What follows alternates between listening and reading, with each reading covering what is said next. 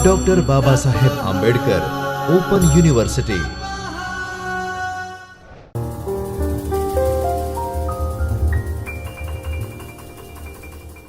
મારું નામ અંકિત જોશી છે। હું ડૉક્ટર બાબા સાહેબ આંબેડકર ઓપન યુનિવર્સિટીમાં કોમર્સ વિષયમાં અસિસ્ટન્ટ પ્રોફેસર છું।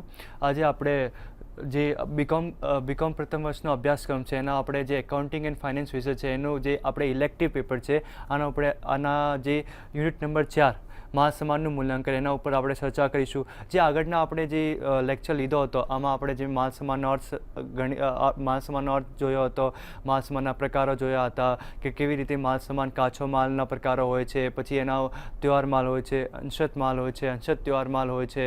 તો આ બધા જે પ્રકારોની ચર્ચા કરી હતી। હવે આગે જ્યારે આપણે બિન કાર્ડ સુધી પહોંચ્યા હતા તો હવે આપણે જે આગળનું ચેપ્ટર છે એને લઈશું, એને કન્ટિન્યુ કરીશું, એના ઉપર આપણે ચર્ચા કરીશું। તો આજે આપણે શું ભણવાના કે માલ સમાન ખાતાવ્યય એટલે શું।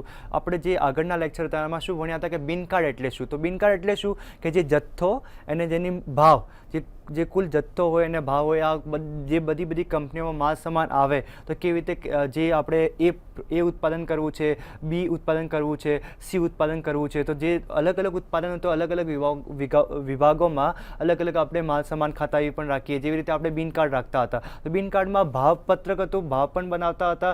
પછી આપણે જે જથ્થો છે, જે જથ્થો આવે આપણી કંપનીમાં, પછી આવકનો જથ્થો કેટલો છે, જાવકનો જથ્થો કેટલો છે, તો આપણે જે કુલ જથ્થો આવ્યો કંપનીમાં તો આમાંથી જે આપણે જે ઉત્પાદન થાય, જે કારખાનામાં ઉત્પાદન થાય તો કારખાનામાં કેટલો માલ સમાન ગયો, કેટલો જથ્થો માલ સમાનનો ગયો, કયા ભાવે ગયો, પછી આવક ને પછી જાવક, તો આપણે જે બેલેન્સ કુલ કેટલો વચ્ચે, તો આ બધા માટે આપણે જે ખાતાવ્યય બનાવતા હતા એને માલ સમાન ખાતાવ્યય કહેવામાં આવે છે। તો હવે સમજીએ કે માલ સમાન ખાતાવ્યય એટલે શું, એને કેવી રીતે કંપનીને જે બેલેન્સ છે એનું જે માલ સમાન છે કેટલો છે, કેટલો વર્ષના અંતે કેટલો વધ્યો છે, તેના માટે પ્રમાણમાં જ્યારે આપણે કિંમત નિર્ધારણ કરવી હોય તેને સહાયક રૂપે ગણાય છે।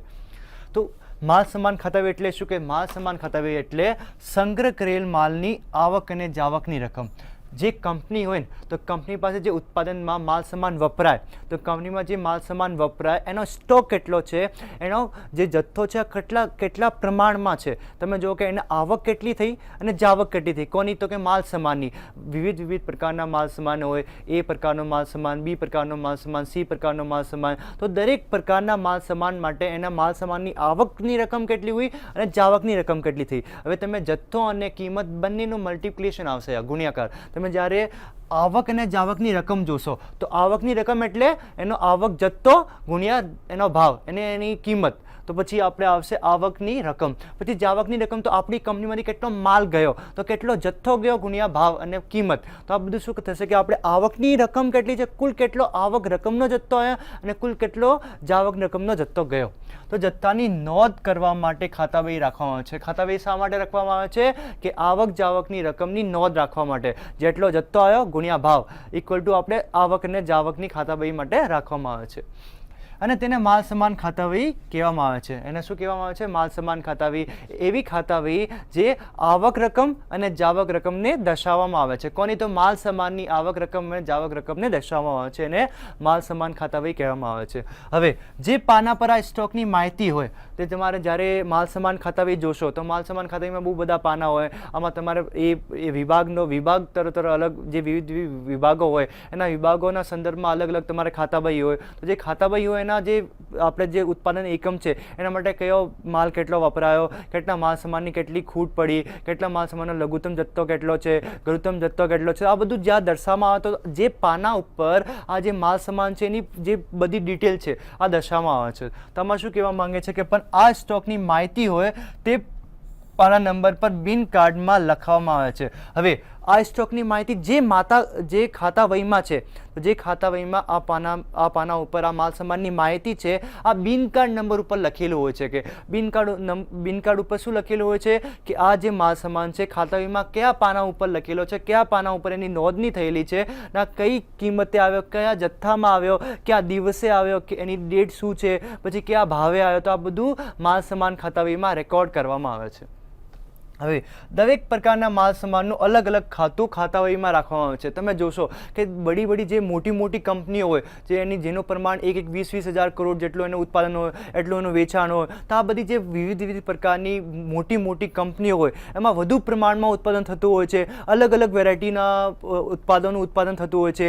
A, B, C, D એટલા બહુ મોટા પાયે ત્યાં ઉત્પાદન થતું હોય છે. તો ત્યાં વિવિધ પ્રકારની માલ સામાનની જરૂરત હોય છે. તમે એ ઉત્પાદન એકમ બનાવવા માટે, એક્સ ઉત્પાદન બનાવવા માટે ABCD 3-4 પ્રકારના માલ સામાનની જરૂરત હોય. સેમ એવી જ રીતે બી ઉત્પાદન એકમ બનાવવા માટે તમે ABCD માલ સામાનની જરૂરત હોય. તો એવા બધા તમારે એટલા બધા ઉત્પાદન કરવા હોય તો એટલા બધા ઉત્પાદન માટે તમે વિવિધ પ્રકારના માલ સામાનનો કોમ્બિનેશન કરવો પડે, એનો સમન્વય કરવો પડે, પછી તમે ઉત્પાદન કરો. તો દરેક જે આપણે ઉત્પાદન એકમ છે, જેમ કે A ઉત્પાદ છે, B ઉત્પાદ છે, C ઉત્પાદ છે, તો D ઉત્પાદ છે, તો બધા એકમ માટે જે બધા ઉત્પાદ છે એના માટે જે વિભાગમાં અલગ અલગ ખાતાવહી રાખવામાં આવે છે કે આ ઉત્પાદમાં આ A માલ સામાનનો કેટલો ભાગ વપરાયો, B માલ સામાનનો કેટલો ભાગ વપરાયો, C માલ સામાનનો કેટલો ભાગ વપરાયો, D માલ સામાનનો કેટલો ભાગ વપરાયો, E માલ સામાનનો કેટલો ભાગ વપરાયો, પછી જે A માલ સામાન છે એનો જથ્થો કેટલો આવ્યો, કયા ભાવે આવ્યો, B માલ સામાન તો એનો જથ્થો કેટલો આવ્યો, કેટલા ભાવે આવ્યો, કેટલો ગયો કારખાનામાંથી, તો આ બધું પૂરું માલ સામાન ખાતાવહીમાં નોંધવામાં આવે છે. દરેક પ્રકારના માલ સામાનનું અલગ અલગ ખાતું ખાતાવહીમાં રાખવામાં આવે છે. તે દરેક પ્રકારનો અલગ અલગ માલ સામાન હોય એના માટે અલગ અલગ ખાતાવહી રાખવામાં આવે છે. આ ખાતાવહીમાં પડતર વિભાગમાં સ્ટોર એકાઉન્ટ રાખે છે. આ ખાતાવહીને કોણ રાખે છે? આ જે માલ સામાન ખાતાવહી છે, જે માલની નોંધણી કરવામાં આવે છે, જે માલની આવક અને જાવકની રકમની નોંધણી કરવામાં આવે છે, આ ક્યાં રાખવામાં આવે છે? પડતર વિભાગમાં. જે આપણી કંપનીના બહુ બધા વિભાગ હોય, ખરીદ વિભાગ હોય, પછી માર્કેટિંગ વિભાગ હોય, પછી વેચાણ વિભાગ હોય, તો એક વિભાગ હોય પડતર વિભાગ. તો પડતર વિભાગમાં માલ સામાન ખાતાવહી રાખવામાં આવે છે. અને માલ સામાન ખાતાવહી કોણ રાખે છે? તો કે એકાઉન્ટન્ટ રાખે છે. જે પડતર વિભાગમાં આપણે જે એકાઉન્ટન્ટ નિમાયેલો હોય છે, જે નિમણૂક કરેલી હોય છે, તો આ ખાતાવહીને રાખે છે. અને ખાતાવહીની બધી નોંધ આના દ્વારા કરવામાં આવે છે. કોના દ્વારા? પડતર વિભાગમાં એકાઉન્ટન્ટ દ્વારા. એકાઉન્ટન્ટ શું કરે છે કે કેટલો માલ, જે વિવિધ પ્રકારના માલ સામાન છે એનો કેટલો આવક આવ્યો, કેટલો જથ્થો આવ્યો, કેટલો જાવક થઈ, કેટલા ભાવે થઈ, તો આ બધું કોણ રાખવામાં આવે છે? પડતર વિભાગમાં એનો એકાઉન્ટન્ટ અને નોંધણી રાખવામાં આવે છે. આ ખાતાવહીમાં પડતર વિભાગમાં સ્ટોર એકાઉન્ટન્ટ રાખે છે. માલ સામાન ખાતાવહીમાં ભાવ અને રકમના ખાના હોય છે. માલ સામાન ખાતાવહીમાં શું હોય છે? ભાવ અને રકમના ખાના હોય છે. તમે જ્યારે આપણે બિન કાર્ડ જોઈએ તો બિન કાર્ડમાં શું હોય?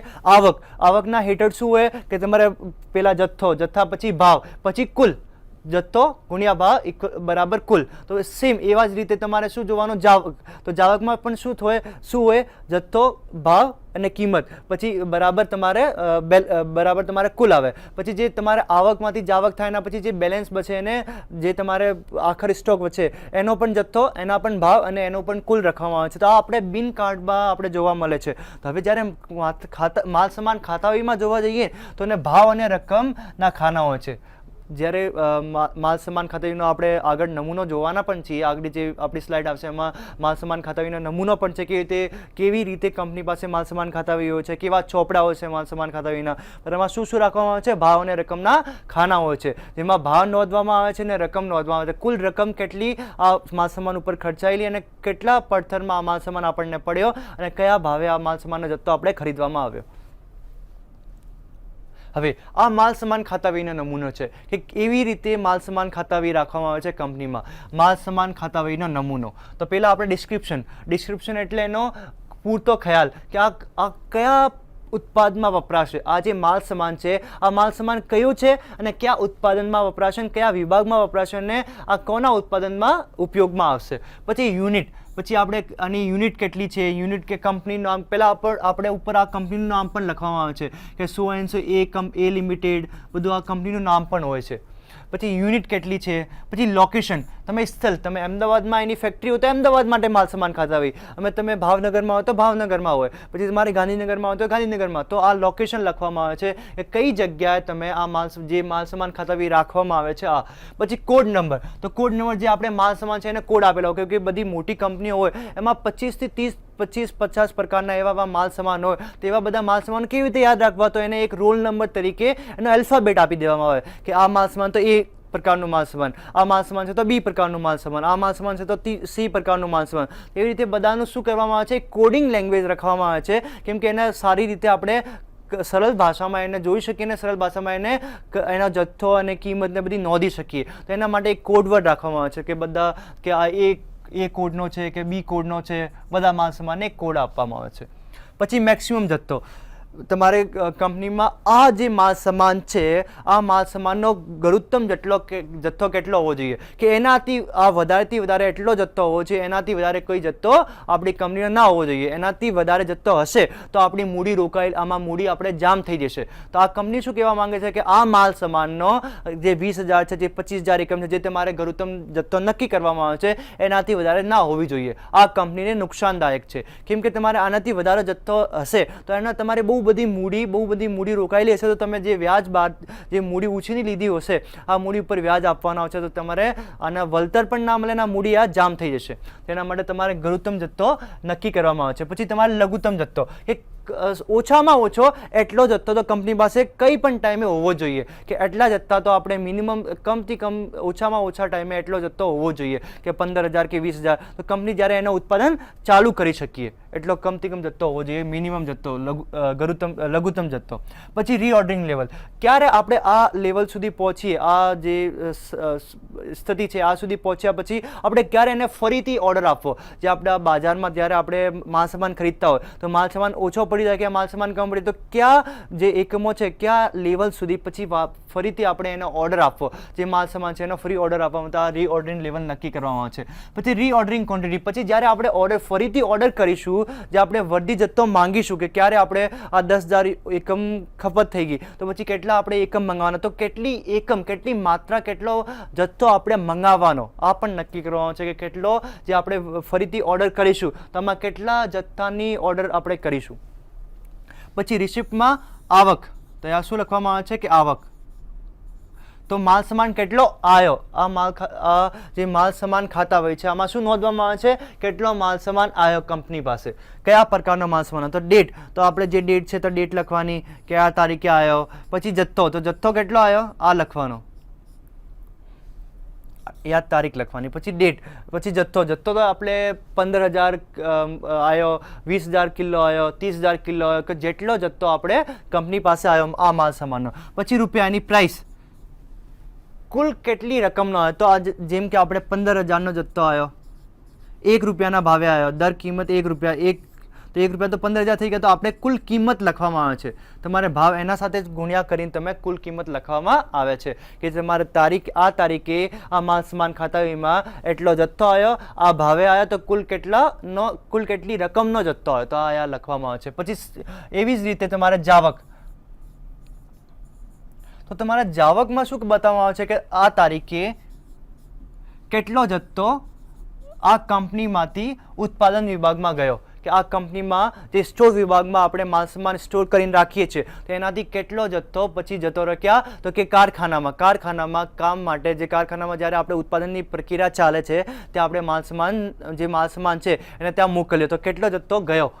તો આપણે તારીખ લખવાની કે 20 તારીખે ગયો કે 6 તારીખે, કેટલી તારીખે ગયો. પછી જથ્થો, તો જથ્થો કેટલો ગયો તો 12,000નો જથ્થો ગયો, તો કે કયા ભાવે આવ્યો હતો તો કે 1 રૂપિયા ભાવે, તો કુલ કેટલો રકમનો જથ્થો કે તો 12,000નો.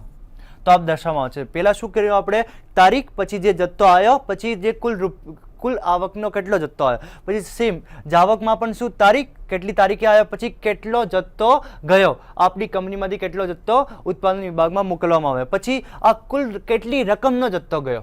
પછી હવે જે ઓન ઓર્ડર, પછી હવે કેટલી આ તારીખે, કેટલી તારીખે આપણે કેટલો જથ્થો આપણે મંગાવવામાં આવ્યો બહારથી, કેટલો જથ્થો આપણે બહારથી મંગાવ્યો, એની કેટલા રકમનો મકાવ્યો. તો આ શું કહેવામાં આવે છે, આ બધી માલ સામાન ખાતાનો નમૂનો છે એને આપણે બધું નોંધવામાં આવે છે, કેટલી આવકનો જથ્થો આવ્યો, કેટલી જાવક રકમનો જથ્થો આવ્યો, તો આ બધું નોંધવામાં આવે છે. એના રીતે આપણે શું કે એની જે માલ સામાનની જે આખર સ્ટોકની મૂલ્યાંકન છે ને આ થોડું સરળ બની જાય છે. આપણને ખબર પડે આપણની કંપનીને કે 31 છે જ્યારે આપણે ચોપડા બંધ થાય તો ત્યારે આપણે કંપની પાસે કેટલો માલ સામાન વપરાશ થઈ ગયો, કેટલો માલ સામાન વધ્યો છે, આખર સ્ટોકમાં કેટલો માલ સામાન પડ્યો છે, તો આ બધી ગણના માટે આ બધું સહાયક રૂપ. પછી આપણે જે બિન કાર્ડ ભણ્યું, જે માલ સામાન ખાતાવહી ભણી, એના વચ્ચે તફાવત જે આપણે બિન કાર્ડ જે આગળના લેક્ચર અગાઉના લેક્ચરમાં આપણે જે બિન કાર્ડ ભણ્યું કે બિન કાર્ડ એટલે શું કે આપણે જે આવક સાઈડ છે, જાવક સાઈડ છે, પછી બેલેન્સ સાઈડ છે. તો આવક સાઈડમાં આપણે શું શું બતાવવામાં આવે છે કે જથ્થો પણ બતાવવામાં આવે છે, એની કિંમત પણ બતાવવામાં આવે છે અને કુલ પણ બતાવવામાં આવે છે. અને જ્યારે આપણે માલ સામાન ખાતાવહીમાં જોયું તો માલ સામાન ખાતાવહીમાં પણ આવક હોય, જાવક હોય ને પછી બાકી હોય. તો આવકમાં યા શું બતાવવામાં છે, ખાલી જથ્થો બતાવવામાં છે અને કુલ રકમ બતાવવામાં છે, યા ભાવનું ખાનું હોતું નથી. તો આ જે બધા જે તફાવત છે આજે હવે આપણે એના ઉપર ચર્ચા કરીશું કે જે બિન કાર્ડ છે એનામાં અને જે માલ સામાન ખાતાવહી છે એનામાં શું તફાવત જોવા મળે છે. બિન કાર્ડ, તો બિન કાર્ડ કોને કહેવામાં આવે છે? દરેક ખાતામાં કેટલો માલ આવ્યો, કેટલો માલ ઉત્પાદન વિભાગને આપ્યો, કેટલો માલ સ્ટોકમાં છે તેની નોંધ માટે બિન કાર્ડ પર જે કાર્ડ લટકાવવામાં આવે છે તેને બિન કાર્ડ કહે છે. બિન કાર્ડ કોને કહેવામાં આવે છે કે જે તેની નોંધ માટે. તો કોની નોંધ માટે? કે આ ખાતામાં કેટલો માલ આવ્યો, કેટલો માલ ઉત્પાદન વિભાગને આપ્યો અને કેટલો માલ સ્ટોકમાં છે, અને આવક, જાવક અને બાકી. તો આ ત્રણેયની નોંધણી કરવા માટે જે બિન પર જે કાર્ડ લટકાવવામાં આવે છે એને શું કહેવામાં આવે છે? બિન કાર્ડ કહેવામાં આવે છે. પછી જે માલ સામાન ખાતાવહી, તો માલ સામાન ખાતાવહી કોને કહે? કે જે સંગ્રહ કરેલ માલની આવક જાવકની રકમ. અહીંયા શું ફેરફાર છે કે જે સંગ્રહ કરેલો માલ સામાન હોય એની આવકની રકમ અને જાવકની રકમની જ નોંધ કરવામાં આવે છે, જથ્થાની જ નોંધ કરવામાં આવે છે, જે માટે ખાતાવહી રાખવામાં આવે છે તેને માલ સામાન ખાતાવહી કહે છે. માલ સામાન ખાતાવહી કોને કહે છે? જે આપણે સંગ્રહ કરેલ માલની આવકની રકમ, જાવકની રકમ, આવકનો જથ્થો અને જાવકનો જથ્થો આની નોંધ રાખવા માટે બનાવવામાં આવે છે. હવે બિન કાર્ડ કોના દ્વારા રાખવામાં આવે છે? બિન કાર્ડ કોણ રાખે છે? આપણી કંપનીમાં જ્યારે ઉત્પાદન વિભાગમાં જોઈએ તો આપણે બિન કાર્ડ કોના દ્વારા રાખવામાં આવે છે? બિન કાર્ડમાં જે આવક જાવકની નોંધણી કરે તો કોણ કરે છે? તો બિન કાર્ડ સ્ટોર વિભાગ દ્વારા રાખવામાં આવે છે. જે મોટી મોટી કંપનીઓ હોય તો મોટી મોટી કંપનીઓ જે સ્ટોર વિભાગ હોય, જે માલ સામાનનો સતત સંગ્રહ કરતો હોય છે, આ બિન કાર્ડ અન્ય દ્વારા બિન કાર્ડ રાખવામાં આવે છે અને એના આવક જાવકની એના દ્વારા બિન કાર્ડમાં નોંધ કરવામાં આવે છે. પછી માલ સામાન ખાતાવહી કોણ રાખે? તો માલ સામાન ખાતાવહી પડતર વિભાગમાં રાખવામાં આવે છે. તો માલ સામાન ખાતાવહી ક્યાં રાખવામાં આવે છે? તો માલ સામાન ખાતાવહી પડતર વિભાગમાં રાખવામાં આવે છે. અને બિન કાર્ડ ક્યાં રાખવામાં આવે છે? તો બિન કાર્ડ સ્ટોર વિભાગમાં રાખવામાં આવે છે. ત્રીજો તફાવત, તો બિન કાર્ડ સ્ટોર વિભાગમાં સ્ટોર કીપર તૈયાર કરે છે. જે તમારા બિન કાર્ડ છે, બિન કાર્ડ ક્યાં રાખવામાં આવે છે? કે સ્ટોર વિભાગમાં બિન કાર્ડ રખાય છે. તો જે સ્ટોર વિભાગના જે એકાઉન્ટન્ટ છે, જે સ્ટોર વિભાગમાં જે આપણે માલ સામાન આવે, માલ સામાનની આવક કેટલી થઈ, માલ સામાન કેટલો ગયો, કેટલો જથ્થો માલ સામાનનો હોય, કેટલો જથ્થો ગયો, પછી બાકીનો જથ્થો કેટલો છે, તો આ બધા માટે સ્ટોર વિભાગમાં જે સ્ટોર કીપર હોય આની બધી નોંધ કરે છે. જે સ્ટોરમાં સ્ટોર કીપર હોય આ શું નોંધ કરે છે? જે બિન કાર્ડ હોય તો બિન કાર્ડમાં બધી નોંધ કરવામાં કોણ કરે છે? Store keeper. પછી માલ સામાન ખાતાવહી છે, તો માલ સામાન ખાતાવહી કોને દ્વારા રાખવામાં આવે છે? તો માલ સામાન ખાતાવહી પડતર વિભાગ દ્વારા રાખવામાં આવે છે. તો પડતર વિભાગમાં કોણ છે જે માલ સામાન ખાતાવહી રાખે છે, એની નોંધ કરે છે અને માલ સામાન ખાતાવહીમાં આવક જાવકની નોંધ કરે છે. તો માલ સામાન ખાતાવહી પડતર હિસાબની દ્વારા રાખવામાં આવે છે. જે પડતર વિભાગ છે, આ પડતર વિભાગમાં જે માલ સામાન ખાતાવહી રાખવામાં આવે છે, આ તો કોના દ્વારા રાખવામાં આવે છે? તો કે પડતર હિસાબબીન દ્વારા. જે પડતર એકાઉન્ટન્ટ હોય, જે આપણે પડતરના ચોપડા લખે ને આ વ્યક્તિ શું કરે છે કે માલ સામાન ખાતાવહીની નોંધણી કરે છે. આવક કેટલી થઈ, કેટલો જથ્થો ગયો, કેટલો જાવક જથ્થો ગયો, પછી કુલ આવકની રકમ કેટલી, કુલ જાવકની રકમ કેટલી, આ બધું. પછી બિન કાર્ડમાં ફક્ત માલનો જથ્થો જ દર્શાવવામાં આવે છે. બિન કાર્ડમાં શું દર્શાવવામાં છે? કે માલનો જથ્થો. તમે જોયું તો બિન કાર્ડમાં શું દર્શાવવામાં છે? મુખ્ય ત્યાં તમે માલનો જથ્થો, માલનો આવક જથ્થો કેટલો આવ્યો, જેટલો કેટલો અપાયો અને બાકીનો જથ્થો કેટલો, આના રીતે જ પૂરતું હોય છે, એના રૂપે જ મર્યાદિત હોય છે. શું? આપણે બિન કાર્ડ. પછી માલ સામાન ખાતાવહી માલનો જથ્થો અને રકમ બંને દર્શાવે છે. તમે હવે જુઓ કે જ્યારે આપણે બિન કાર્ડ જોઈએ તો બિન કાર્ડમાં શું? આવકનો જથ્થો, જાવક તો જાવકનો જથ્થો, પછી બાકી તો બાકીનો જથ્થો. આ જોયું હતું. તે માલ સામાન ખાતાવહીમાં શું દર્શાવવાનું છે? કે જ્યારે આવક હોય, જાવક હોય ને બાકી, તો આવકમાં પણ જથ્થો તો હોય જ, જથ્થા પછી એના સાથે ગુણાકાર શું કરીએ આપણે? કિંમત, ને પછી કુલ. તો કુલ રકમ નો કેટલો જથ્થો આવ્યો. સેમ એવી જ રીતે તમારે જ્યારે જાવકમાં જોઈએ તો જાવકમાં પણ જથ્થો, તો જાવકનો જથ્થો કેટલો ગયો અને પછી જાવકની માલ સામાનની કિંમત કેટલો છે, ભાવ કેટલો છે, એનાથી ગુણાકાર કરીને આપણે શું કરીશું? કેટલો જાવકનો જથ્થો ગયો, કેટલી કુલ રકમનો જથ્થો ગયો, આ દર્શાવવામાં આવે છે.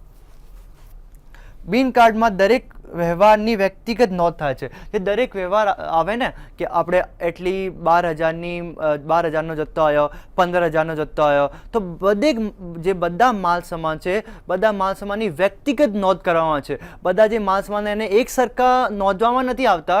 જે એક એક કરીને આવે તો પેલા 12,000નો હોય તો 12,000ને નોંધવામાં આવે છે, પછી 15,000નો હોય તો 15,000ને નોંધવામાં આવે છે. તો વ્યક્તિગત રીતે સ્ટોર વિભાગમાં સ્ટોર કીપર દ્વારા બિન કાર્ડમાં આવક અને જાવકની નોંધણી રાખવામાં આવે છે, વ્યક્તિગત નોંધી. પછી બિન કાર્ડમાં દરેક વ્યવહારની સામયિક નોંધ થાય છે.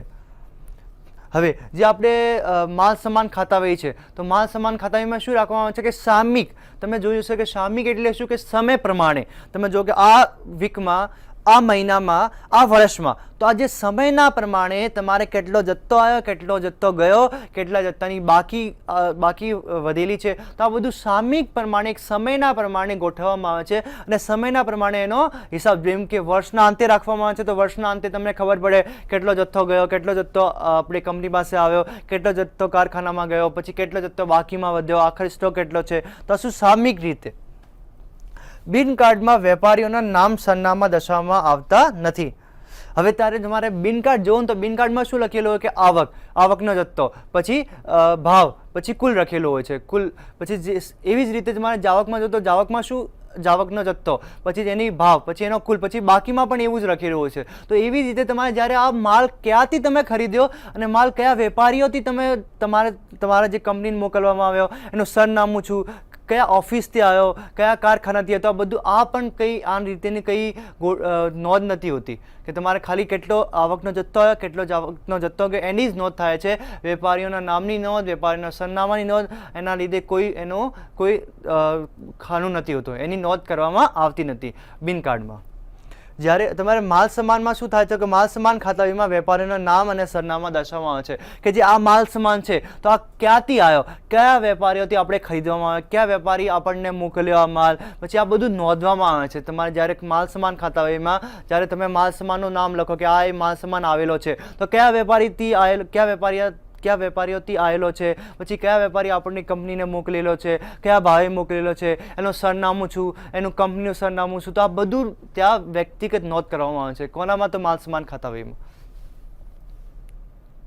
પછી માલ સિલ્ક સ્ટોકની ગણતરીની પદ્ધતિઓ. જ્યારે કંપની હોય તો કંપની પાસે એટલો બધો માલ સામાન હોય, એટલી બધી કંપનીઓ પાસે એટલી બધી ઉત્પાદનની એકમો હોય, તો એટલી બધી ઉત્પાદનની એકમો માટે એટલા બધા આપણે માલ સામાન હોય, એ થી ઝેડ સુધીના બારકોડવાળા માલ સામાન હોય કે આ જે ઉત્પાદન છે આ ઉત્પાદનમાંથી ABCD એટલા માલ સામાન છે, બી ઉત્પાદન છે એના EDF છે માલ સામાન છે, એટલા બધા વિવિધ પ્રકારના માલ સામાન હોય. તેને નામ કેવી રીતે યાદ રાખવા? તો એના લીધે એક કોડ આપેલો હોય છે. કોડથી આપણે શું એને જે માલ સામાન છે એને આપણે યાદ રાખીએ છીએ અને એનો ઉપયોગમાં એને કોડની જ એના ઉપયોગમાં લઈએ છીએ આપણે. તો આ શું કહેવામાં આવે છે? માલ સિલ્ક સ્ટોકની ગણતરીની પદ્ધતિઓ. તો કેવી રીતે કંપની પાસે કેટલો માલ આખરી સ્ટોકમાં છે, કેટલો માલ વપરાશ થઈ ગયો, કેટલો માલ ઉત્પાદનમાં છે, કેટલો માલ પ્રક્રિયામાં છે, તેની જે ગણતરી થાય એના માટે કેટલી પદ્ધતિઓ છે, કેટલી પદ્ધતિઓના રીતે આપણી કંપની જાણી શકે કે આપણી કંપની પાસે કેટલો માલ વપરાઈ ગયો, કયો માલ સામાન વધારે છે, કયા માલ સામાનનો કેટલો લઘુત્તમ જથ્થો છે, કેટલા માલ સામાનનો આપણે ગરુત્તમ જથ્થો છે,